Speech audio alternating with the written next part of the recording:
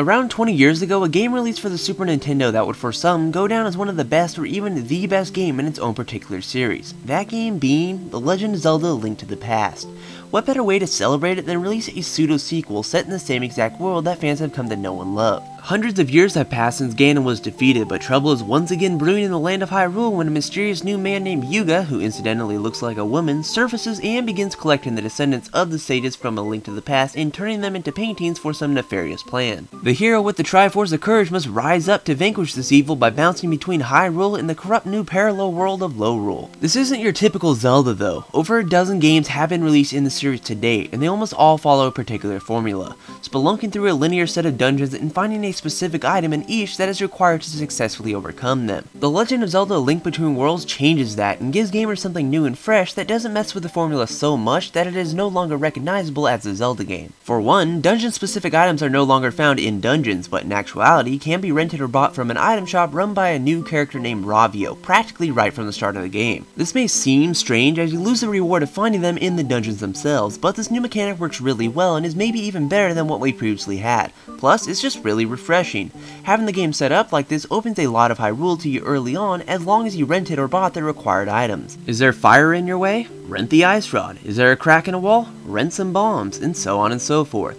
One of the reasons why I like this new mechanic is that you, for the most part, no longer have to pass up secret areas because you don't have the required items to reach them, because you now can just rent them and get to them sooner rather than later. In addition, once you arrive in Lorule to conquer its 7 dungeons, you practically have free reign to beat them in any order that you want, getting rid of the linearity. Rupees will also play a more important role now than they ever did before. Since you'll now be renting and buying items, you'll need to fork over your hard-earned cash, and since Ravio charges exorbitant prices to buy them, you'll need a lot of it. It's not like there's a shortage of rupees though, as you'll find them all over the place. It's just nice that the rupees that are collected now actually have more of a purpose. The benefit of actually buying items in contrast to renting them is that you can upgrade them to make them even better by collecting the 100 little creatures called Mai scattered throughout the worlds.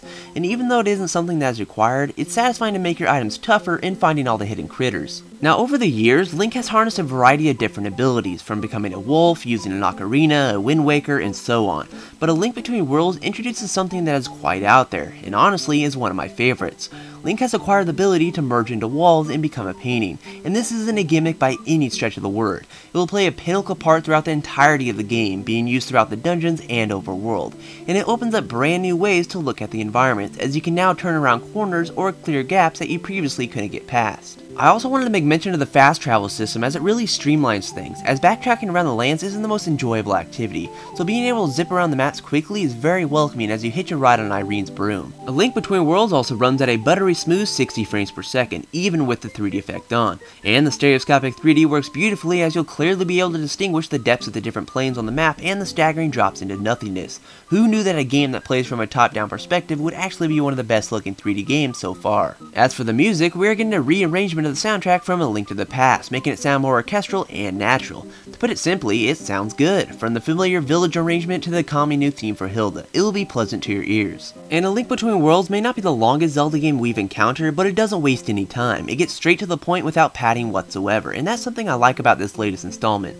The game flows at a graceful pace without throwing you into left field by doing fetch quests. And for those completionists out there, you'll come to find plenty of collectibles, including all the heart pieces, Mai, and items. Plus, as a staple of more recent Zelda games, you can replay it in hero mode for an extra challenge. So Zelda: A Link Between Worlds is a great installment in one of Nintendo's longest running franchises, messing with the well-known Zelda formula just enough to keep it fresh and unique without distorting what Zelda is. And the new drawing mechanic has to be one of the best new abilities we have received in a Zelda game for quite some time, as it opens up fun new possibilities and different ways to look at your surroundings. So overall, the GamingPixelShow.com is awarding The Legend of Zelda: A Link Between Worlds with a scrumptious 5 out of 5. And that will bring us to the end of this video review, and if you like what you saw, please give it a thumbs up and add your favorites and all that good stuff. You can stay tuned for more video reviews, news videos, and That's Nintendo Crazy episodes. But I will talk to you all in the next video, guys. Bye!